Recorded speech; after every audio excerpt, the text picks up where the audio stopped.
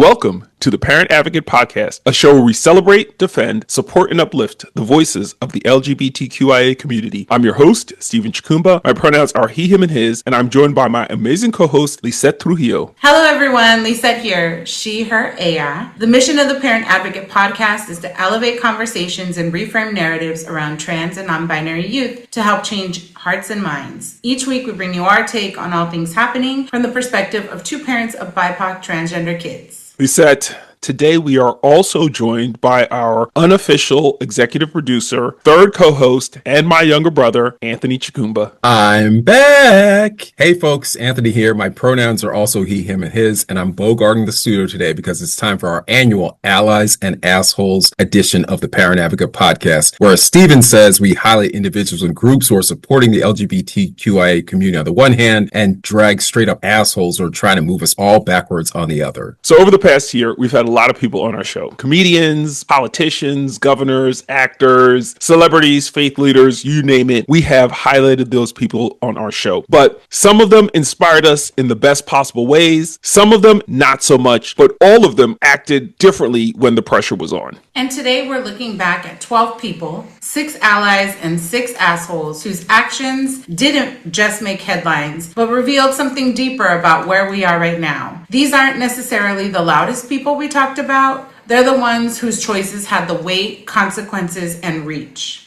That's right. And today we're going to start with the allies, not because the harm to the trans community isn't real, but because hope deserves to lead. For every attack on trans lives and trans dignity, there were people who stood their ground, used their platforms responsibly, and refused to be silent when silence would have been much, much easier. And we're going to talk about the assholes. Not to give them more attention, but to document the damage, to be clear-eyed about who chose fear, cruelty, or political expediency over human lives. Well, as I always say, what are we waiting for? Welcome everyone once again to the Parent Advocate Podcast. Let's get started. So our first ally on the list is D.L. Hughley. And honestly, this one was it was a lot for a lot of us because he hasn't always had the best track record. But back in Lock 'em Up, It's Christmas Time, D.L. delivered a blistering clapback to Nicki Minaj after she aimed her platform squarely at the trans community. Now, what made this moment stand out wasn't just that he defended trans folks. It's that he did it without apology, without softening his language, and without trying to make himself the hero of the moment. DL understood something that many public figures really just don't. When you have a microphone that big, silence is a choice, and neutrality sides with harm. He used humor the way it's supposed to be used, to punch up, to expose hypocrisy, and to shut down nonsense in real time. And that's really why he earned a place on this list. What stood out to me was that he didn't mince his words. He didn't say, I don't understand everything, but he was clear. And clarity is powerful when so many people hide behind confusion. He was like, Nikki, you might want to handle your business before talking about other people. And I really valued that a lot.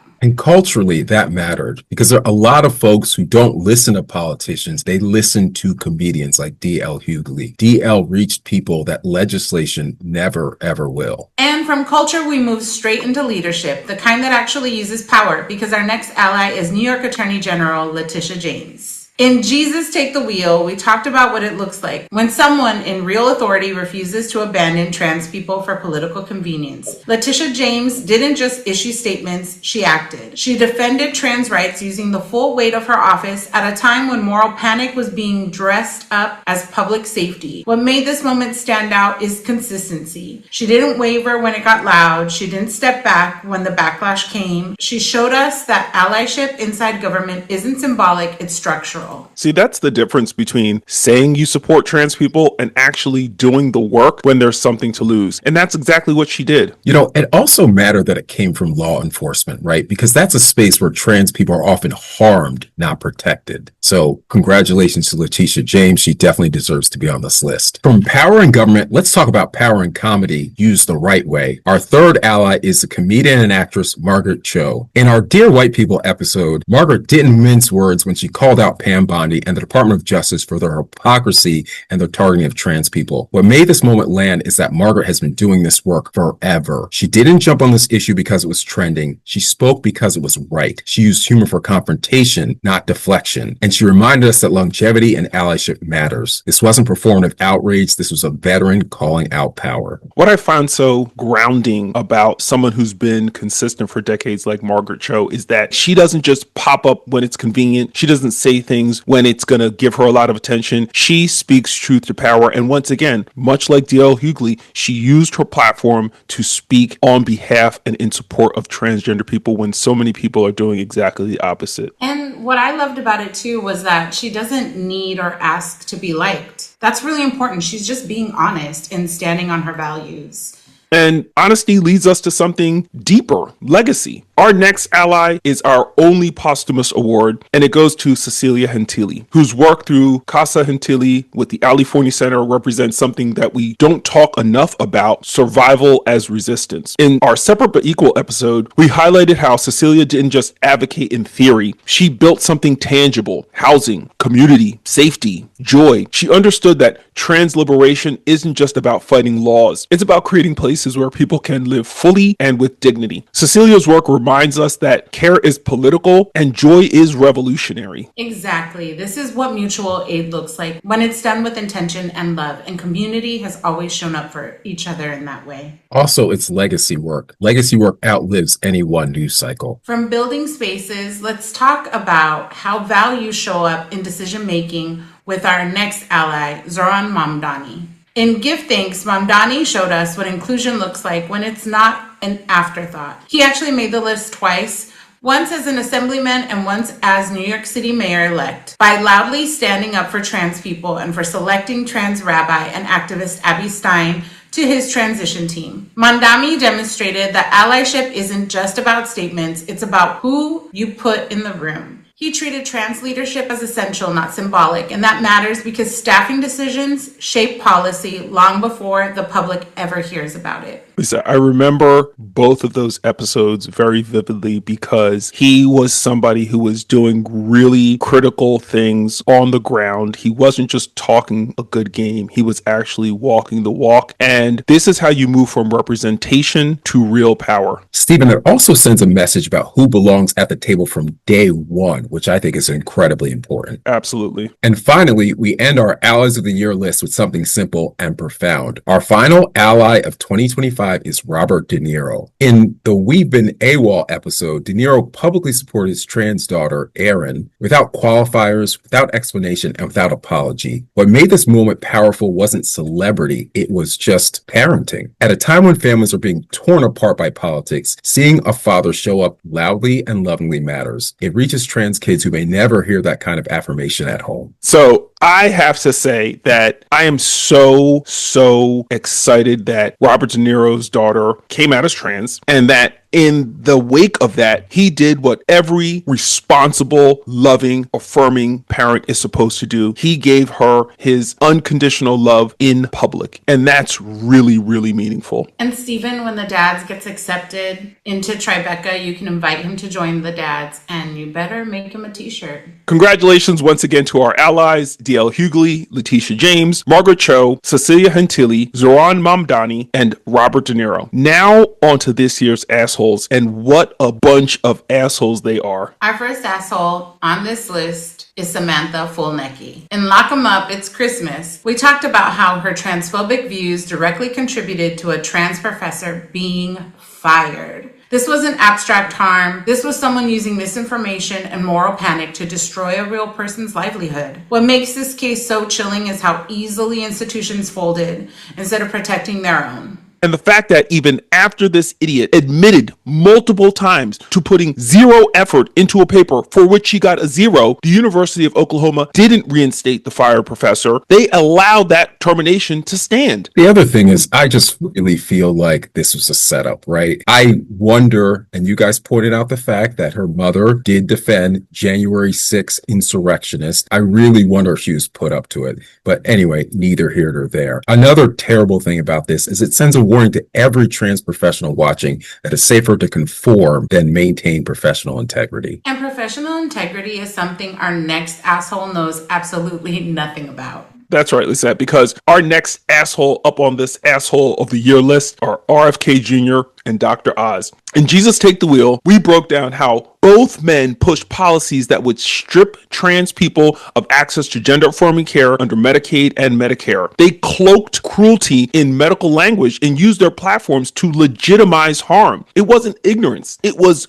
grift, once again, with consequences. Stephen, the problem I have with them, and I have a lot of beef with them both. But in this instance, the problem is that when misinformation becomes policy, people lose care, period. If they were talk show hosts or heroin junkies peddling their nonsense, it would be one thing. But these jokers, as you would call them, are running the nation's healthcare system into the ground. They absolutely are. And the damage happens fast before the public even catches up. These two guys are just disgraces. But I want to talk about another disgrace, another asshole who is ruining this country, Marjorie Taylor Greene, aka Bleach Blonde, Bad Built Butch Body. In the Dear White People episode, Marjorie Taylor Greene earned her spot. And I believe she's been a repeat offender by introducing legislation designed to criminalize doctors who provide trans care. Taylor's bill, which passed the U.S. House of Representatives by the slimmest of margins, codified the provision of gender-affirming care as a felony. This was cruelty written into law. No ambiguity, no apology, just escalation. In her parting gift to America, she turned trans bodies into political weapons. Anthony, I literally could go on and on about how useless this woman is and why she should literally just crawl back under the rock she came out of. But this bill shows just how calculated and cruel people can be, especially when they're given just a little bit of power. And it doesn't matter how much spin she gives or how many times she talks to the New York Times. But unfortunately, Stephen, when power goes unchecked, it spreads, and not in a good way. Take our next asshole, J.K. Rowling. In our episode, we've been AWOL. J.K. Rowling once again used her platform to attack trans women, this time in response to Glamour UK's Women of the Year cover. What should have been a celebration of inclusion and a recognition of the many contributions made by trans women, she turned it into an opportunity to show just how base and degrading she could be. What made this moment especially damaging is her refusal to learn, listen, or stop. And it wasn't a mistake, it's just a pattern. You know, we can see that it doesn't need legislation to be effective. But as our next asshole reveals, harm can take the form of legislation. In the episode Holding the Mirror, we called out the 95 House Democrats who voted to honor Charlie Kirk despite his documented history of hate. This wasn't ignorance. This was a political calculation, and it showed just how quickly trans people get sacrificed for political expediency. Instead of standing on conscience, Charlie Kirk was a hateful person who spewed hate literally until the moment of his untimely demise. These 95 Democrats chose to align themselves with the very cancer poisoning our society. That's right, Stephen. Complicity doesn't look neutral to the people being harmed.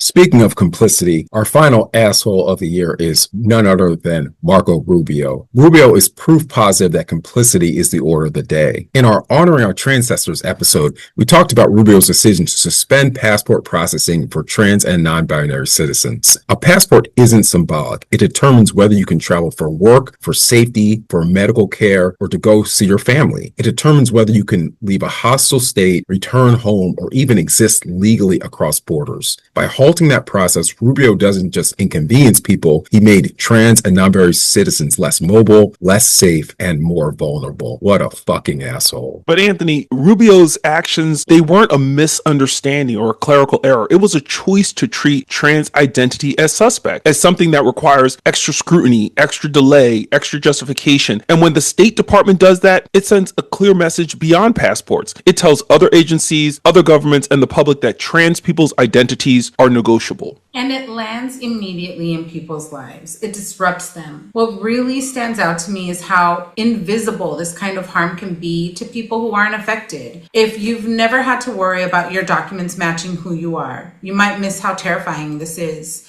And this is something that often parents of trans youth miss when they're thinking about the intersections around anti-immigrant policy as well, because they go hand in hand. So Anthony, Lisette, I have a final question. We've just gone over this year's most meaningful allies and the most disgusting assholes. If you had to pick one as your favorite, not even the ones we've covered this year, because there were so many more that we didn't cover. But if you had to pick one ally this year, who would it be and why? Anthony, we're going to go to you first. Yeah, that's a great question, Stephen. I'm going to go with Robert De Niro, and I'm going to go with him because of the fact that he just did the right thing, right? He didn't do it because he thought it would make him more popular. He didn't do it because he was promoting a movie. He didn't do it because he was responding to what someone else said. He did it because he was supporting his trans child. And I just think that that's beautiful. And I just think it sends a wonderful signal to the trans community and also folks who support the trans community. So that is my selection for Ally of the Year. That's a good one. Lisette? I got to see Miss Major speak in January of 2025. And she gave us all a scolding and told us to make sure that as community members, we don't infight, because collectively we need to stand together and be about our business, our collective, creating spaces for more mutual aid. And she reminded all of us in that room that this isn't the first time they've attacked us, and our children, our trans loved ones have persevered. And so she's my favorite of this year, and we miss her dearly. I'm going to second that because I met Miss Major at the Gender Liberation March, and I was like, wow, this woman is literally a living legend. We miss her, and we know that she is smiling down on us and is about to smite the dirty orange Cheeto head in the White House. But my ally of the year has to be Cecilia Gentili. I met her when Hobbs and I were doing a spoken word thing, fundraiser in the city. She was backstage. I didn't know who she was. But the minute she hit the green room, she lit up the whole place. Like, everybody wanted a piece of this woman, and she was funny, and she was personable, and she was raw, and she talked about the fact that back in the day she did sex work and she was taking care of other sex workers. And to know that this same woman was building housing for other women, was actively advocating on behalf of other trans women, was actively working to make sure that there was legislation protecting trans women, was engaging in mutual aid, was doing all of these wonderful things, knowing that she didn't want other young trans women to have to go through what she went through. It just meant everything to me to meet her, and to have Hobbs meet her at the same time, and to recognize that there were these trans elders, these pioneers leading the way. It was truly meaningful. So, and she loved on our babies. She was at trans prom, and Daniel was just so enamored with how much love she gave him that day. And so it's those people that build community up and feel like a huge loss when they're gone. Absolutely. So now that we filled our hearts with all the goodness from this year's allies, who would you say would be your asshole of the year if you had to pick just one? They said I'm going to start with you. Pam Bondi, for wanting the FBI to put bounties on advocates for trans people, for trans-led organizations, like for truly coming after people and terrorizing families, community organizers, and all of our loved ones. She's the worst person ever. I also want to name all the executive orders that have erased our children's protection and any kind of ground we had gained over the last decade. I second that. Anthony? So this is a real Sophie's choice of assholes, but I'm actually going to go with Marjorie Taylor Greene. And let me tell you why. To some extent, I almost feel that she's more dangerous than a lot of other people, because at the end of the day, like, you know that Pam Bondi is just an evil bitch, right? You know that J.K. Rowling is just an evil bitch. But Marjorie Taylor Greene went from being just the most vile person to suddenly saying, hey, I don't like what Trump is doing in terms of hiding the Epstein files, and I don't like what Trump is doing in terms of invading Venezuela. And suddenly everyone's, looking at her in a different light, and she's on the fucking View, right? And suddenly everyone, wants to rehabilitate her. And then she drops this legislation, and it's like, no,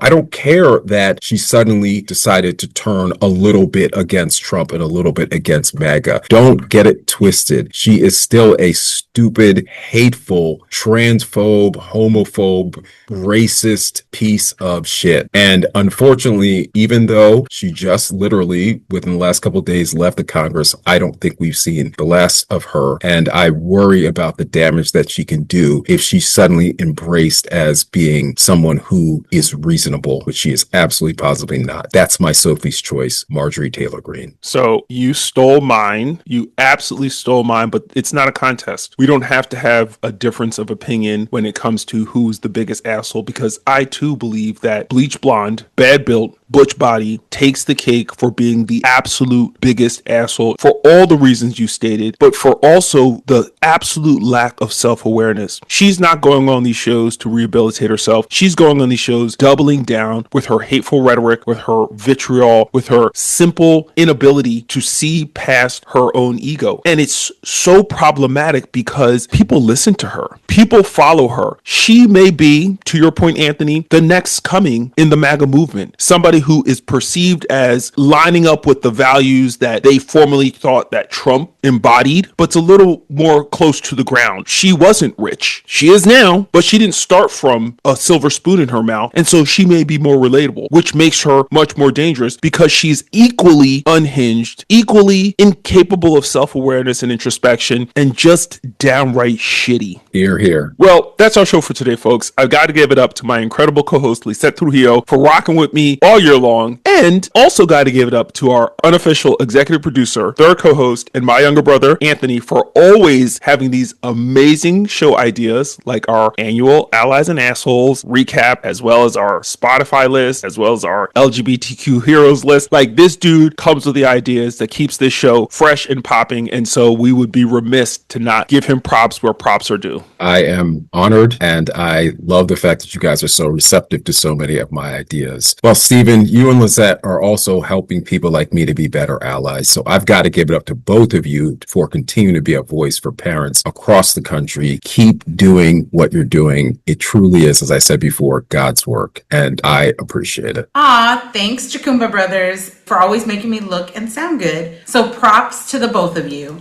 Anthony, you got to come on more. We got to do some more fun episodes and maybe have you write a little something on our Substacks. And of course, we couldn't do this without our listeners. So we give y'all so much props for listening to us every week and tuning in to the Parent Advocate Podcast. And folks, please be sure to subscribe to our podcast, Substack, and YouTube channels. Follow us on Instagram and TikTok and Spotify, and do everything you've got to do to stay up to date with everything going on here at the Parent Advocate Podcast. Goodbye. Bye.